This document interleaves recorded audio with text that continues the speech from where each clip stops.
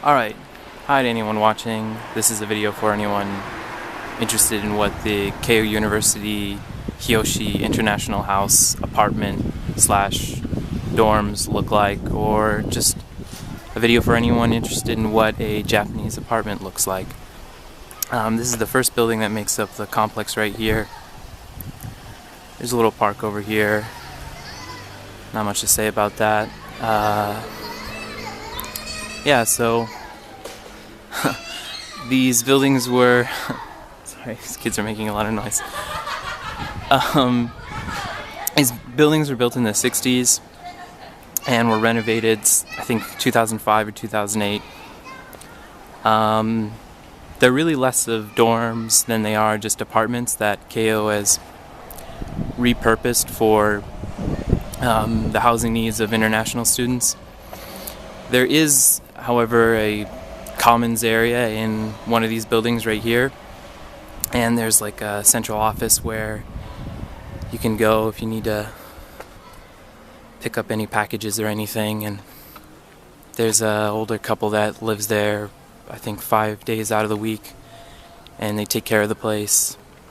You won't really interact with them or anyone else in the apartment unless you, I don't know, make an effort to. So it's good if you kind of want a place that's more private, but also it doesn't really have like any of the benefits of like living in a dorm and knowing everyone and that kind of thing. So now I'll show you what my room looks like, or the whole place, which is in this building right here. Alright, so now I'm walking up to my apartment, and from this floor you can get a pretty good view of the next big station, Musashi Kosui, and over in that direction is Tokyo.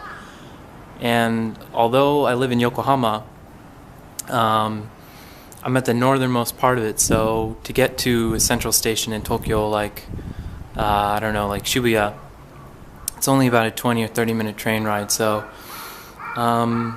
it's not bad at all. So here's my apartment. Here's my front entrance, or really it's just a concrete slab where I can take off my shoes, and a place where I can put my shoes. So I guess that's pretty typical of a Japanese apartment or home. And here's the bathroom, or really just the toilet room, because most Japanese homes and apartments, the toilet and the bathroom will be separated. So my bathroom is actually over here, and this is just a toilet. And one thing also different, I guess, compared to other toilets in other countries, is all the ones that you find in Japan, well, there's no sink. The sink is just kind of I don't know. Well, you flush the toilet, and then when the tank refills, you can wash your hands using the water that's refilling the tank, which is, I guess, pretty economical and environmental, I suppose. But no hot water, unfortunately. So I did have a roommate, and he was in this room, but he moved out. He went back to France, and I think he's found other people to live with when he comes back. Alright, so this is the kitchen. What you see here, like the table and the chairs, and the microwave slash oven, because it can do kind of some baking and stuff, although I never use it for that. And this burner. This is all here when I moved into the apartment. Stuff like the dish rack, of course, and my rice cooker and blender. Those are all things I just bought myself. And the toaster at a secondhand store, or at various secondhand stores. Yeah, I've kind of done my best to make it homey. Got a little plant that's, I guess it's doing okay. Probably needs some water. Well, anyway, I'll show you my room. So here it is, and what is there to say about it? I guess it's pretty big for Japanese standards, or even compared to like places I was living back in America. This is a pretty nicely sized room. I've got a futon here. It is on a frame, but I think this is a pretty standard futon you would find in Japan. It's got like a thicker mat on the bottom and a softer mat on the top. And usually there'd be sheets on this, but I just took them off so you could take a look at what it looks like. Speaking of sheets, since this is kind of like a dorm, I guess. I know I said it was more like an apartment here, but we do get some services like sheet exchange. So I have these sheets that are in plastic here, and once a month on the first Tuesday, you can put your sheets outside and they'll replace them. But I wash them on my own a lot too. Yeah. So what was in the room was this desk and this shelf and the refrigerator over there, but everything else I kind of like that little shelf I put in here myself. And yeah, it's a pretty decently sized refrigerator actually, enough for one person definitely, and the other room has one too, of course. Yeah, and then I have a closet over here, and it's pretty spacious too.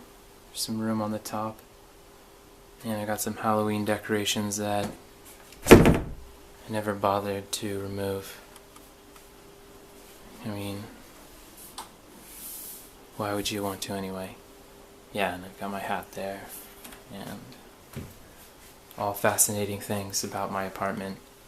Alright, so here's the bathroom. And there's a washing machine here. No dryer, but that's pretty standard, I think, for any apartment in Japan, or our houses even. You just hang stuff outside. I've got some stuff hanging out right now. Some, I don't know, pieces of cloth. Yeah, this is the water heater, by the way. It's electric, and that's also pretty typical of, I think, Japanese homes or apartments. I don't think you'll really find gas water heaters. Maybe because of size, or I don't know why. But one thing that's convenient about it is because it's electric, you can adjust the water temperature here and right over here too. And that's nice. Like, say you're taking a bath, you can just set it to, I don't know, 40 Celsius or something like that, or whatever temperature that you want to have your bath be, and then you can just turn the hot water on and let it fill up, and it will be somewhere around where you set it. So something else that's different is because all the baths will have like something to cover it with. I don't know, maybe if you fill the bath and you want to save the water to take, I don't know why you cover it. I actually don't know why that's there. But I always see those in Japanese apartments or homes. And there's just like a little rack for two places you can put your shower head, because actually a lot of people sit down when they take a shower, and I don't have a stool, but I don't know, most people would have like a stool and a bucket so they could sit down and they could just use the bucket to pour water over their head. I don't need a stool though. Anyway, yes, this is a mirror and a sink. Sure, that's all very fascinating. And here is my balcony, I guess. It's really just used to hang up your clothes. Don't really lounge out here or anything like that. Yeah, here's the view. And yeah, sometimes come out here spy on people.